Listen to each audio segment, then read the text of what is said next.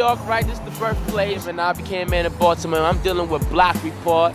You know, shouts to my dude R.H.BLESS. Cause that's what I say, bless to all my kings, man. Representing hip-hop music, the business, the life, the objectives, the culture, and the keys to success. We here with my dude, Panama. Baby. And one first to give a little shout out to my dude's B.L.O.C.Report. That's a crazy acronym.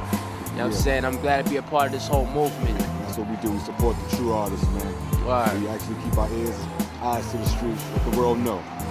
Well, I mean, most people might know me for my acting skills. The Wire, season 4. I am the dude that was extorting bubbles every time I saw him on the scene, taking his crack vials, his money, his t-shirts, flipping open his carts. But first, people that don't know me from acting might see me on the blogs, rapping, you know, doing footage here and there for BET, MTV. I'm just out here working hard, just trying to get my face up and then trying to make something happen for Baltimore, even though we in Brooklyn, New York. Yeah. Give the B.L.O.C.Report fans an idea of how you came into the game. But basically, start right at 15. Didn't really jump out there, wanted to sharpen up my craft, study what's going on, study the artists, the legends in the game, the past legends. Some of who? Who would you say you grew up on? Some of those legends. Name Man, I could. It was Biggie, Pun. Yeah. Those are my nines, definitely. I want to say Jada's a legend right now, but I did grow up on Jada, and I grew up on Jump Off, Joe Buttons. Those are the dudes that I really looked up to as far as like spitting and keeping having a substance of character and not falling into the shenanigans and what's going on right now in the game. So those are kind of like the artists that put my pen to the pad. Like I ain't one of the artists that's like, yo, I remember when Kool Moe Dee, and like I respect all those dudes, but I'm Hispanic, you know what I'm saying? So in my household, I learned mambo and bachata, merengue, and I speak Spanish 24/7, you know, in my crib. So yeah, those some of the dudes, man. 15, studied the craft, got into the acting. That's my main passion. And when I felt that I was ready with the music, I crossed over and dropped the tape. People was very receptive to it. I said, you know what, the market in Baltimore was kind of lukewarm. Let me come to New York, where you're the Brooklyn, the birth of the spitters, and let me attack it. And now that I'm in Brooklyn, I'm getting a crazy response. I feel like I earned a little place here. Now I'm in a race. I ain't get lost in the pack. How did your hip-hop influence, or should I say, how did your lifestyle influence your hip-hop interest and vice versa? You know, when you grow up in a cultural environment, you have substance to your character. So you kind of applaud everything that's going on, but you don't fall into like the comedy rap and selling your soul, trying to make a record to pop off jingly type. You approach it because you have different responsibilities. My family's poor. 85% of my family lives in Panama. I personally slept between piss and shit. You know what I'm saying? So it's like I can't front out here and like pop bottles and whatnot, and when I know I have credit cards and I might have to purchase a microwave for my aunt who doesn't have one, or a refrigerator of some sort, because we just don't got it like that. I just have substance to me. I'm a person. Like I'm not I rap and I act. I like to dance bachata. You might catch me on the reggae floor doing one too, because that's just what I grew up on. I can't front about that. I'm like, yeah, I rap now, so everything has to be hard body. Nah, I like to dress fly. I been on my slim jean shit, 'cause that's what we do in Panama. You know what I'm saying? It wasn't like a trend to me. It was just something that I've been doing when I was growing up. So and then I bring that to the music. It's heartfelt, it's passionate, and it's the truth. I think it's life. I think it's a breath of fresh air. I think that's what people need to start doing and represent what they come from. I ain't waiting for this business to catch up. It's bad luck. Rather take it all in my own hands. Still got love for my old man, putting my fan first. #1 rule in these flesh eyes.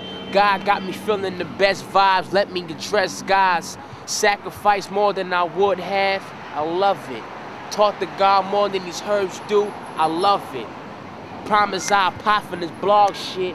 Dying for a chance to hog this nigga and talk shit. Just another trait of a mean swag. Looking at my formula, nigga, I'll order ya shots. Another dead body, apartment just went vacant. Presses in the air, they mourning for more bacon. Filling out papers, hiding from old neighbors. Dishing out paper, hiding from old haters. trying to get catered from chickens of all flavors. Any broke nigga would know I talk paper. I always say I live for old 10 but spit like 9-6. And that's just my whole motto. What is your overall objective in this business? My overall objective is to become a mogul. You don't have a objective to become a mogul like the Diddy, the Jay, being longevity as L.O. Cool J. I'm not really trying to hear it. I'm trying to be a mogul. I'm trying to provide for Panama. I'm trying to do big things like Wyclef did for Haiti. Like, I have a lot of plans in that case. I have a lot of ideas as far as writing scripts, as far as coming up with a game board, as far as doing a jewelry line, as far as doing reality shows, behind the scenes and stuff like that. Remember, I'm an actor too. Fashion line, be more creative. My clothing line's already in progress. So I'm moving forward, trying to be innovative. I have the entrepreneurial mentality, and I thank God for that benefit, for that blessing, and not be broke out here or live in poverty, and I have the ability to live that lifestyle right now. Shit ain't too tight on me because everything is moving in a successful manner. How important do you feel it is to instill what hip-hop culture is, what it is supposed to be, into these artists coming up? It's very important, because if you don't, they'll just get lost. You know, like, it's like the older dudes that's rapping, they're falling back to something that little kids are voting for. Like in Texas right now, my cousins call me, shout out to Spark Dog and Young Tex, they call me, tell me you'll be shocked what you're hearing on the radio, because the kids are voting for that. It's like they forget what's really going on as far as life, and just having an individuality, of having a substance in this. Just being who you are. Like, back when I was coming up, these are real characters. Like, DMX was a real character. You know, Ice Cube is a real character. Like, they stood their ground, and they continue to stay in their ground. Snoop, even if it was bad or good, they still stood their ground, and you get that from it. And I always advise kids, don't live your life as following a rap artist, but just take the overall objective of it. Like, yo, that's what he represents. Can you learn from him? Can you not learn from him? If you can use it, you can. If you can apply it to yourself, apply it. If you can't, just, you know what I'm saying? Just know that's what he does, and now do you. Learn from that and do you from that. Become your own. Build your own world. That's what I always advise kids to do, because that's what I'm doing. Like, I have my own avenue. Have your own pathway, your own avenue. Live well, love life, and laugh often, and you'll be all right. That kind of already answers my next question, which was going to be, what is your key to success? Yeah. It kind of sums it all up. Yeah, live well, love life, and laugh often, bro. You know what I'm saying? And try to live through people. You know what I'm saying? Because we all need each other. Even though people say, like, yo, I don't need so-and-so, we all need each other to move along. And we all know how small this business is. Man. We all pass each other tens and times, man. Exactly. So, be humble and modest if you're crafting, you know what I'm saying? Try to move forward with that attitude and that mentality.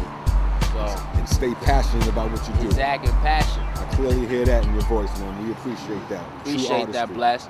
I have a tape coming out Feb 09. It's called Ringside Seats the Way In, all produced by Black Jab. It's got a couple features on there that cats y'all been hearing around, like Esso, Sky Zoo, Fred Knox, Victor Mo. Ill Roos is behind that, Yo Raps is behind that, Auto Rhyme and Making Moves is behind that situation. The clothing line, Be More Creative. I'm sorry, you won't find it in New York. It's in Baltimore right now. That's kind of like where I became a man at. I got 4 films in the stash. Don't get it twisted. I am on my acting shit. That's what I love doing. And you just stay tuned to me. You know, the MySpace /DA Spanish Kid. The MySpace for Be More Creative is B without the E, M-O-R-E Creative. It's one word. YouTube me. And I got the website coming. It's PanamaBaby.com. And shouts out to my family in Panama, man. We gonna do this. Trust me. B.L.O.K.Report.